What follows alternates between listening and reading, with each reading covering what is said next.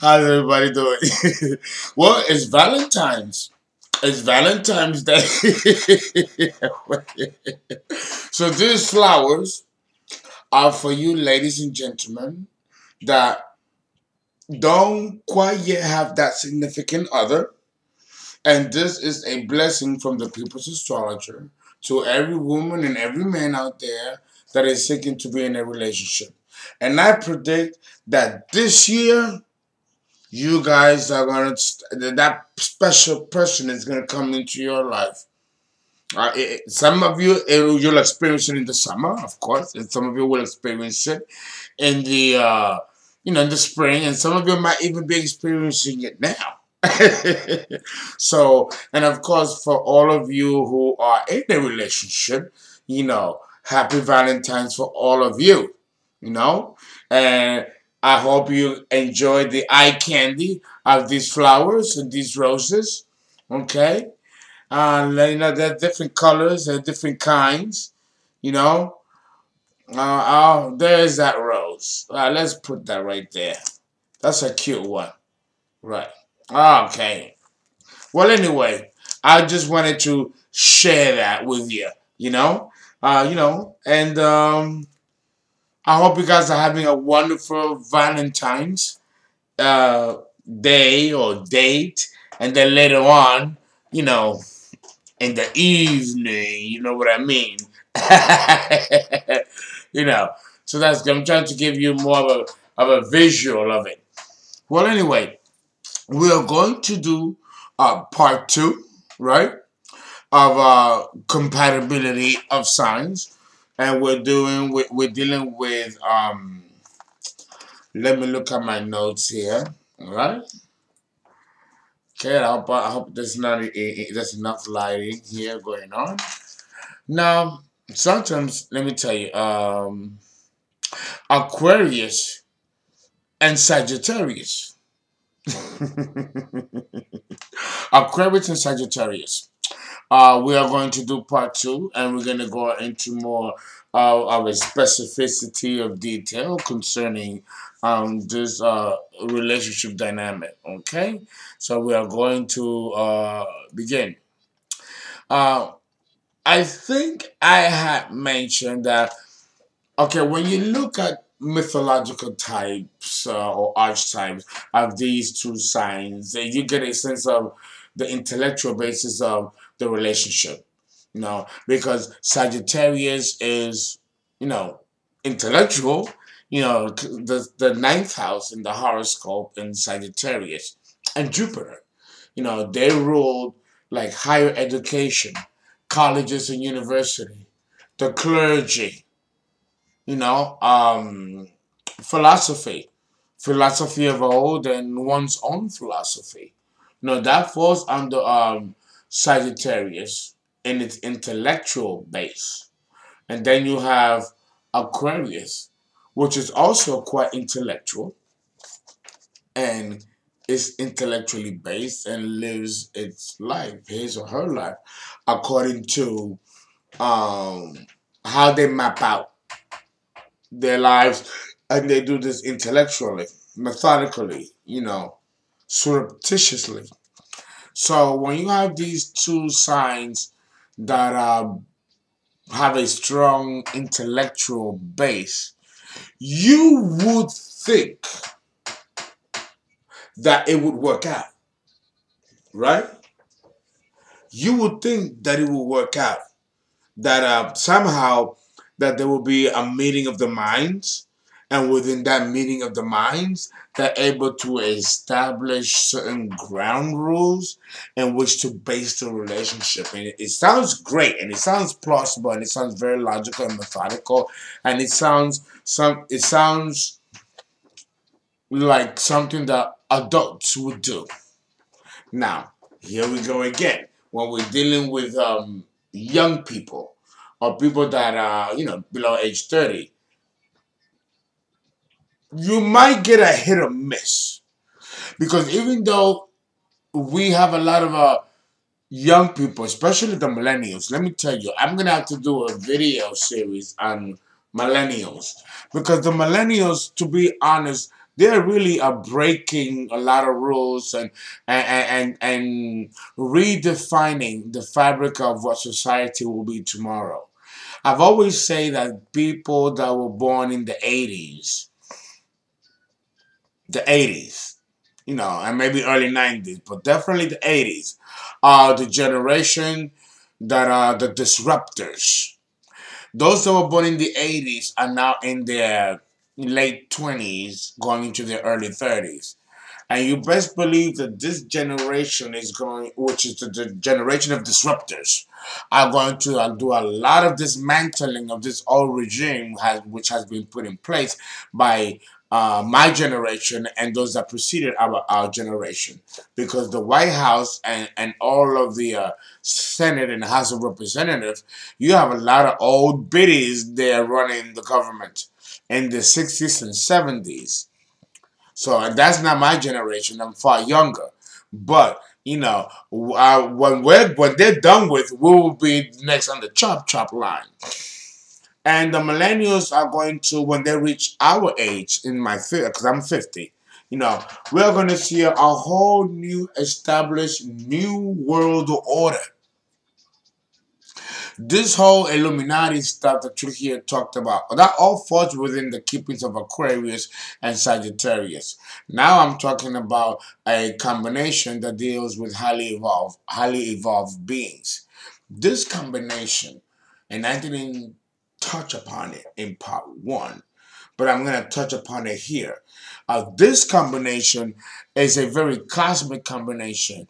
And if you find yourself in a relationship with an Aquarius man or woman, or a Sagittarius man or woman, understand that the universe is inviting you to raise the level of your consciousness up a notch. With both Sagittarius and Aquarius, you are here upon meeting. It's a different thing if you're dealing with individual self-discovery and individual self-appointed mission. That's different. And that's the individual birth chart. But in the composite chart, where you do a birth chart of two people together, you really get to see in a composite chart what is the purpose that each partner plays in the relationship, and what it is that they are involved in that can actually pull them apart. What are the mistakes? What are the virtues and liabilities? And what does the shadow aspect of this relationship look like? As well as it does with all the other relationship dynamics that I've spoken about thus far in my videos. Okay, so with this combination, it is also contingent upon the parties being intellectually quite astute, prepared, and willing to share of themselves and then create a new birth, which is a third body, which is the relationship. I talk about that all the time. This principle is extremely important and crucial with this combination between Sagittarius and Aquarius.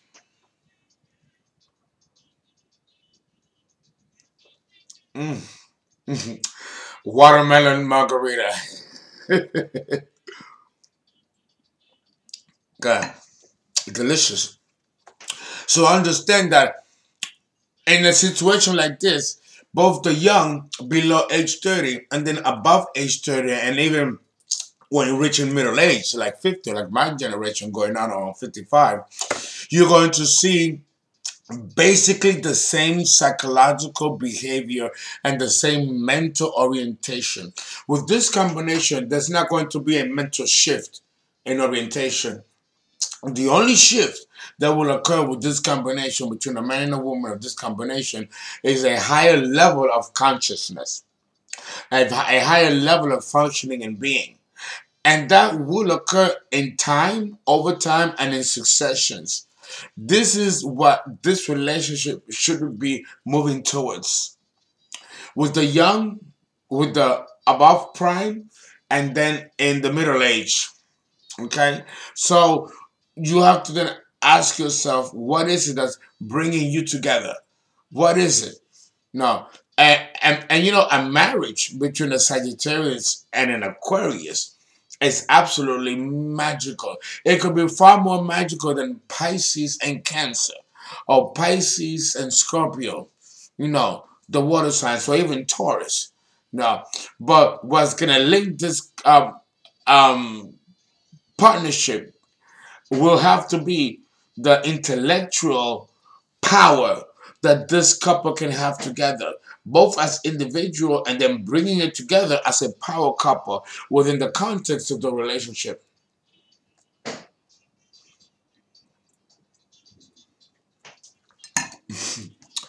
So now we're going to jump right in, and we're going to go into specificities as to how this actually works in the interrelationship and in relationship dynamics between an Aquarius and a Sagittarius. And we're going to now flip it, and we're going to talk about the Aquarian man and the Sagittarian woman. Oh boy. Oh boy and oh baby. With the Aquarian man, you have to understand that he's so impartial, impersonal. And he can love you more if he knows that you're going to have an open door policy with him. If you have an open door policy with him, I can come in and out as I please, and I don't have to give accountability, and I don't want to have to become emotionally involved. And if you respect my boundaries, I respect yours. And it can be very demanding in the exactitude that he depends or relies upon on his women. But here's the thing with Mr. Aquarius is that he doesn't play by the same standards. He will do something else or flip it and not give an explanation as to why. And that can be a little bit disheartening to the woman who's unaware and unsuspecting. But then the Sagittarian woman will do the exact same thing, but only mentally. Because the Sagittarian woman will take head trips. So can the Aquarian woman. The Aquarian man, no. He will physically remove himself and just walk out of your life as he walked right in, with no explanation, suddenly, and leaving a trail of broken promises and hearts. And God knows what will have motivated him to just up and leave and trigger. I'll tell you, one culprit behind it will have to be the fact that somehow he might have felt that his freedom was threatened. And when his freedom is threatened is when he's gonna just bounce and leave. It's fucked up. I know. Restlessness of mind is key to the understanding of Sagittarius. You see, and that mental restlessness of the Sagittarian man and the Sagittarian woman, and both sexes display it quite differently. You see, will be something that the Aquarian man is not gonna really give a fuck about. And it's not that he doesn't mean to not give a fuck about it. He's just not so individually and interpersonally connected to the individual person that he's going to overlook the simplicity of interpersonal problems that should be addressed in the context of a relationship. He's a cosmic man, a cosmic being who doesn't think outside the scope of the universal. Not that he's not capable of being more specific and being more interpersonal, but it's a matter of choice with the Aquarian man.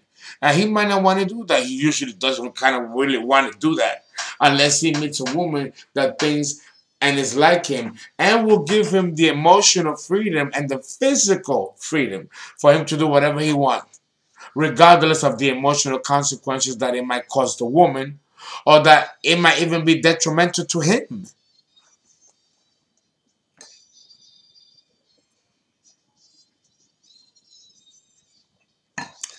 I've often said that the Aquarian man doesn't know what he got, even if it's in front of him. This is no more the case than it is in this combination and also Aquarius and Cancer. What idiot will fuck up a relationship with a Cancer woman if it's a good Cancer woman. A woman that has a heart and is not malicious, you know. Because you got bad Cancers out there, but you got more good ones than any. And the bad Cancers are those who are wounded and traumatized somehow. Not that that's any excuse to hurt another human being. But there's always an explanation why someone might be jaded that you would normally not think should be jaded. And to the degree that they're jaded. Right? There's always an inherent cause that causes people to be who they are and causes them to react the way they do. No one is born a serial killer. No one is born a child molester. And no one is born a monster.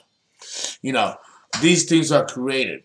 And whatever happens to you in the environment is going to dictate sometimes, or I would say, and some would say most of the time, who you're going to become and how you're going to be and how you're going to behave and react to life and life circumstances.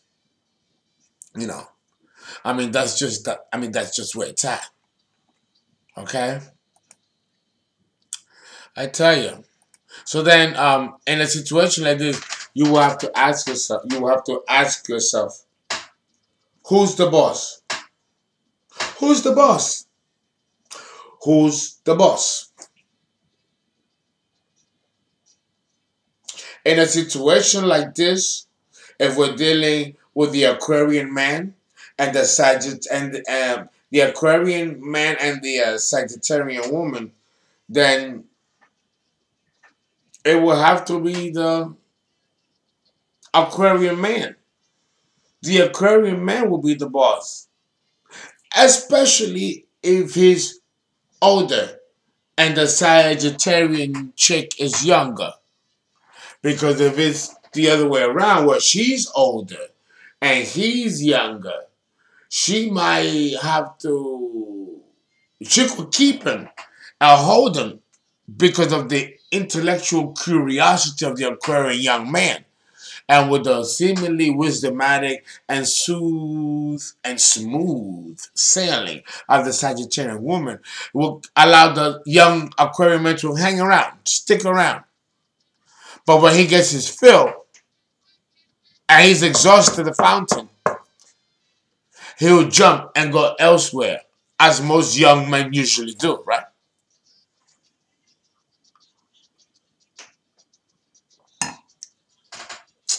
The thing is that the Sagittarian woman is exactly the same way. She has a masculine spirit. I mean, Sagittarius is a masculine fire sign. And so is Aquarius, a masculine air sign. So we're dealing with two masculinities. So that in itself can repel each other. We have a mutable aspect between the elements of fire and air. And then you have fixed and mutable, which also works. But the smoking gun that might cause this relationship to go awry may be the the the temperament of the signs.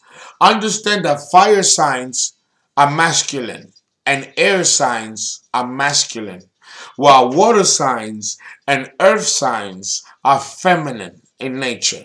So you have a masculine air sign and a masculine fire sign as a man and a woman. That can cause some friction. Where you would not think that there should be friction, the friction might come from the fact that they're both two alphas, or they're both very masculine in their approach, and that could turn each other off. That could turn off the man off. It won't turn the woman off, but it might turn the man off because the man wants a woman who's feminine and dainty, and and if she's too that might turn off the man.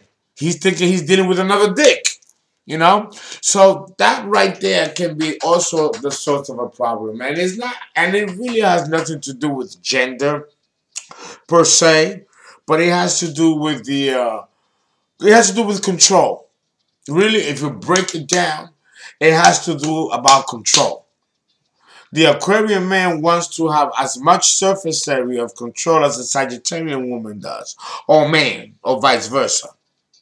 because it applies both equally.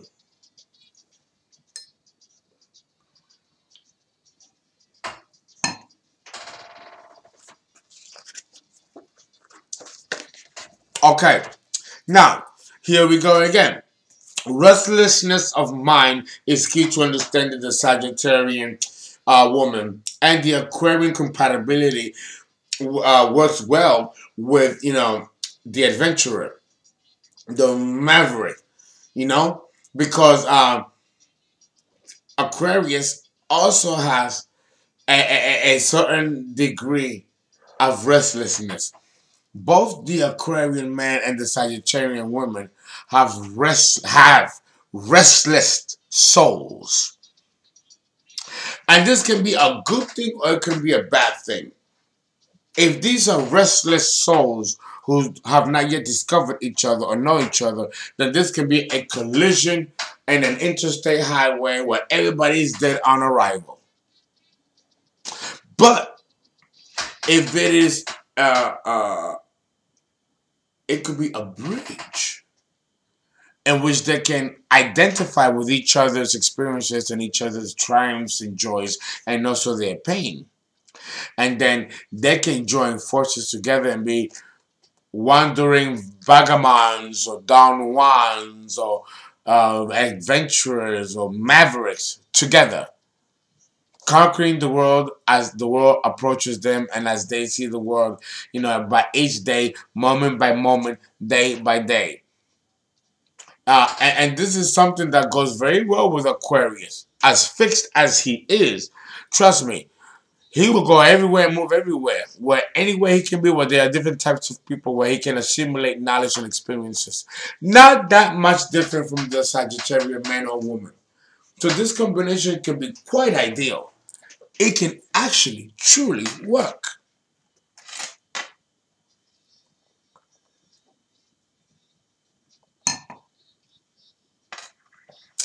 Now, here's the thing. Here's the thing. The Sagittarian and the both Aquarius are such adventure-seeking, truth-seeking individuals. They're both so visionary, always looking, always moving on, never staying still, always looking for the truth of the matter or of any situation. That they can never settle. This is the combination that risks being engaged. If you're much younger than that, maybe going steady like you do in high school. But you don't be surprised that with this combination, you never make it to the altar. Don't be surprised if you never make it to the altar with this combination. Because the restlessness of Sagittarius doesn't end upon marriage. This man doesn't do well being the typical family man. Unless he has a lot of water signs, a lot of earth, or a lot of cancer that will allow him to anchor and set forth a foundation. But if not, if he's a typical Sag, marriage might elude him. And so with the Aquarian man or woman. No, the Aquarian woman would want to be married, would like to get married. But she becomes emotionally conflicted if she has to sacrifice and become emotional and get to a point where she now has to understand her partner and become interpersonally involved. And that's something that she might not elect to do. And if she do, she might not do it correctly or properly. There can be a sense of insecurity and awkwardness here. This can be used against her if she's dealing with an unevolved type of person. Doesn't matter what sign he is. But the question is that for this sign to work, there has to be plenty of intellectual stimulation and intellectual interest to bind this couple together in a commitment that could be lifelong. But even if it isn't lifelong and it's transitory, some relationships are only meant to last a short period of time. A lot can be gained intellectually with this combination, because both of them truly are truth seekers and are seeking for the ultimate truth in themselves and throughout the universe. And we're done with this combination.